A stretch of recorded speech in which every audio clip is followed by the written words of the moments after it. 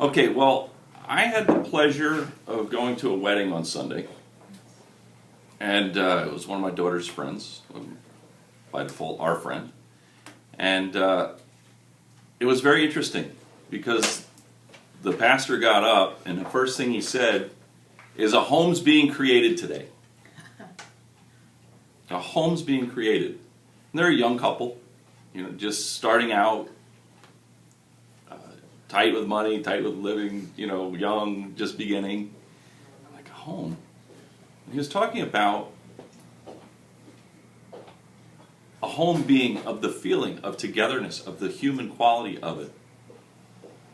They're going to start a family, there's going to be children, there's going to be a life here. And I got to thinking about, what's a home? What was my home like? Was it bad? Was it good? What are people's homes experiences like? Everybody's home experience is very different. And it's about the little nuances, the feelings, the emotions, the connections. Really very little to do about the physical architecture. Right? So what's really important in a home?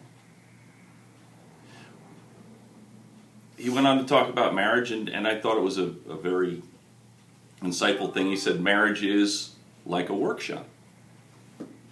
The husband works, the wife shops. I'll take the book. I think nice changing. Where do I sign? If I I'm not going to give marriage advice, trust me. I'm not the one for that. Honeydew. Exactly. Honeydew, please honeydew that. Correct. So, but my point is, I was thinking, all right, as real estate agents, we're always defining a house, maybe, not a home. We're saying, oh, what do you got? Oh, I got a 2-bedroom, 3-bath, 1,500 square feet in Santa Monica, near the water, 1.8 million. Right? You call your clients, you say, hey, I got one came out with a big yard, a nice dining room. It's beautiful. It's perfect for you. It's just exactly what you're looking for. There's no emotional content there. There's no feeling of a home. People want to create a home. They want to have a home. Whether you live in a shoebox or whether you live in a big mansion, it's the things, the essence, the feelings, the emotions, the experiences that make that home. Now, when you're presenting a home, when you have clients that are looking for a home, are you teaching them or showing them a lifeless structure? Or are you able to teach them or show them how their lifestyle can blend into this space?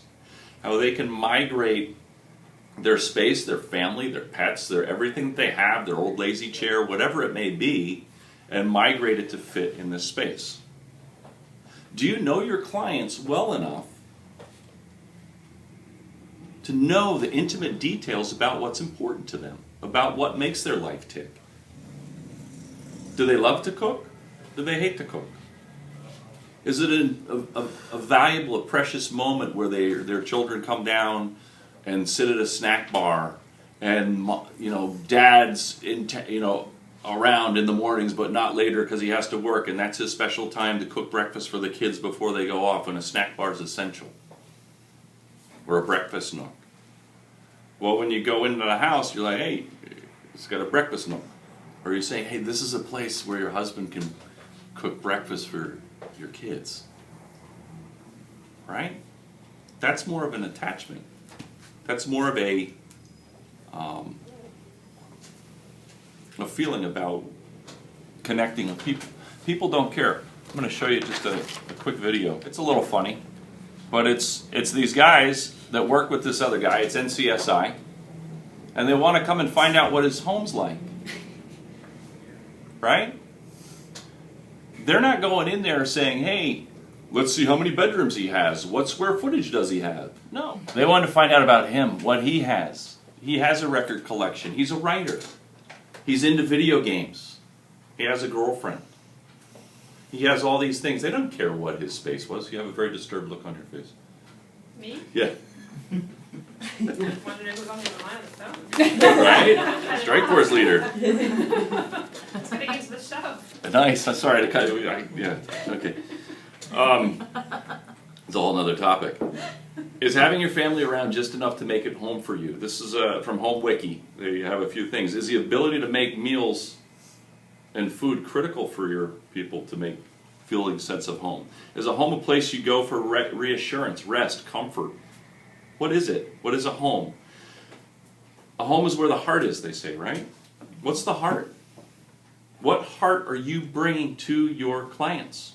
How in touch are you with them? I think Leona Helmsley was one of the first with content marketing and figuring out about people documented so that I've read, where she'd have, big, very wealthy people come in to buy her penthouses or condos or her, dynasty in New York, and found out, oh, this one's is looking into buying a private jet. So, of course, when they come into the office, there's going to be a magazine out about private jets to strike conversation. You have Facebook, you have LinkedIn, you have all these social media things that you can reach out and connect with your clients and find out all intimate details about them. And it's not creepy. It's to serve them better. It's doing your homework. We always talk about building relationships with people. You need to build relationships, and you do that by learning about each other and what's important to them. Some homes, are always going to be messy, and there's going to be, kids' toys all over the place, and maybe that's part of it. What is the feeling? Your home is defined by your beautiful moments and your ugliest moments. How sensitive are you to the situation and the things, the problems, the joys, the life that your clients are going through? If they're having a hard time, perhaps a divorce, and they're having to move out and find a new home, you're going to be very cognizant of that and a little more sensitive to that. If it's a new young couple and they're finally saved enough money for their down payment and they're excited, it's going to be a different vibe. Be in tune with that vibe. How can you help your clients best? I think in psychology, as they talk about, some people are very sensitive to sound or harsh lighting or room temperature, smells. Some people never take the time to figure out what they love about their surroundings, about what they enjoy. So you're taking a client around and you're saying, oh my God, they don't want what they want. This week they wanted that. This week they wanted this. Well, you're not in touch with what they want. Maybe they're not in touch with what they want. It's your job as a real estate professional to help them be in touch with what they want, need, and desire. And that comes from having a conversation.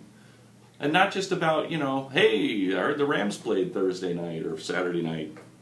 Or, I heard they're putting in a new Chevron over. No, talk about feelings, things. Get to know them. Creating a home should be of the heart. And not of judgment. This guy's place was clutter. However, clutter was a whole roadmap to what his life was. He was very protective of his space, very happy about his space. And they're judging him and teasing him and this and that. And that's why it's a good example. You go into your client's space, don't criticize it. Don't talk down. Oh, it smells in here. Wow, it's quite a mess, We should really straighten this up before we list it. Figure out, be sensitive to what's there. And we understand that a house like that would need to be, for the masses, generally speaking, would need to be cleaned up. But you take a perfectly staged home, there's no heart in there, is there? So what are the human qualities that you can bring to your sales, to your clients? That is what's most important. We talk about the difference between a single family and up to 4 units. We call them a residential property, right? Commercial is 5 units or more. And then it becomes a math problem. So the defining difference, how many professionals have explained it, is that 4 units or less or a single family home has an emotional value to it. So when someone walks in, there's certain features of certain homes that are of great value to somebody. and of no value to somebody else because it's their home. Not whether it's made out of stucco and sticks or brick, not whether it's 2,500 square feet or 2,000 square feet, whatever it may be. 4 bedrooms, 3 bedrooms, den, not den. How is it going to be their home?